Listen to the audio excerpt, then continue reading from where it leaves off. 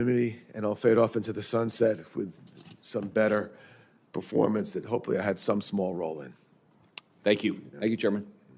Thank you, Senator Scott. Senator King. Thank you, Mr. Chairman. Total anonymity is something all of us seek, but none of us achieve. Yes, sir. Yes, sir. I understand your impulse.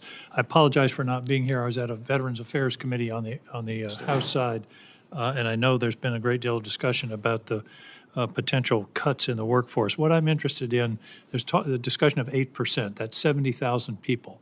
What I'm interested in of you as a manager, how do you intend to go about that? Because the cuts that have been occurring throughout the federal government so far haven't been very thoughtful. All probationary people, for example, that's not a terribly rational way to make these decisions. There may be great people who are probationary. So what would the process be whereby you reduce the Department of Defense workforce by 70,000 people? Yeah, most of the cuts that are potentially that might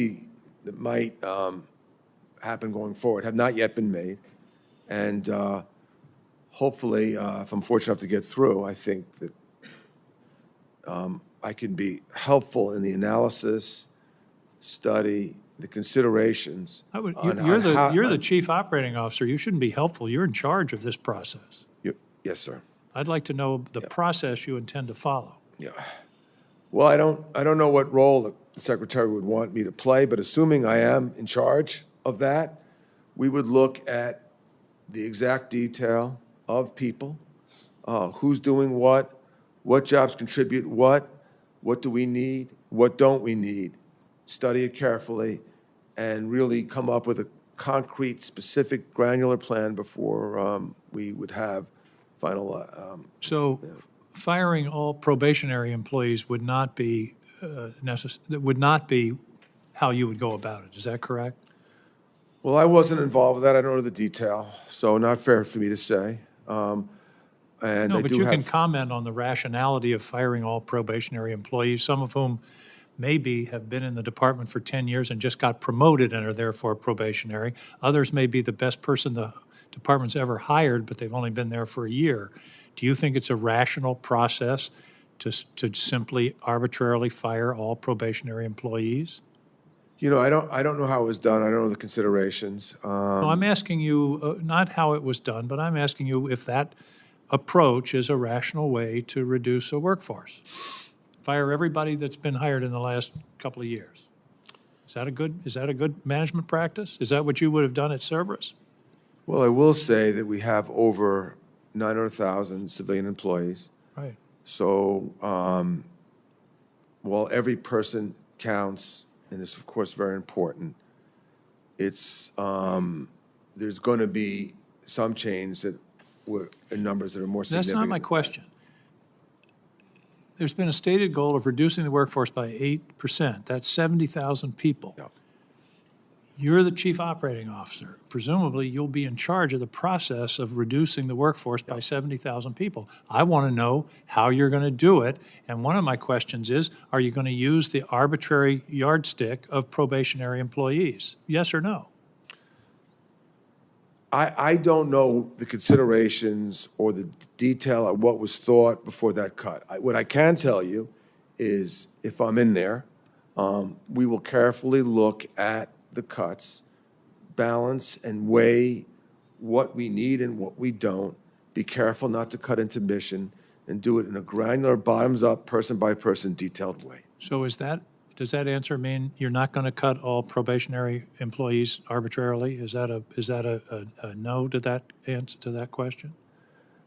It sounded like it. This is a pretty straightforward question. Are you going to fire all probationary employees first to get to the 70,000? Yes or no?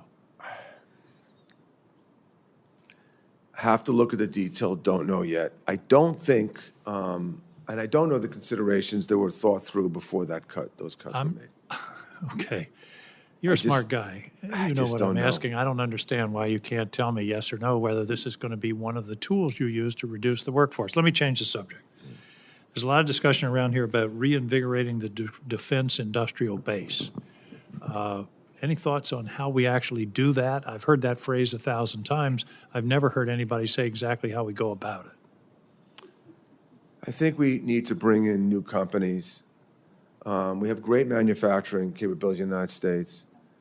For example, if we were to call up General Motors or Ford and say, we need you in our defense base, find ways under OTA or sole source where we can give new companies, especially the ones that scale and can operate. So much is talked about venture. Far more important, in my opinion, is scale and operations or larger businesses. They are at a disadvantage competing with the big defense companies. They're not in the bids and proposals and contracting area. So there's a lot of restrictions, a lot of tough things to get in there. We got to make it easier for them. Maybe not the most competitive answer on the surface, but will lead to much more competitive in the future.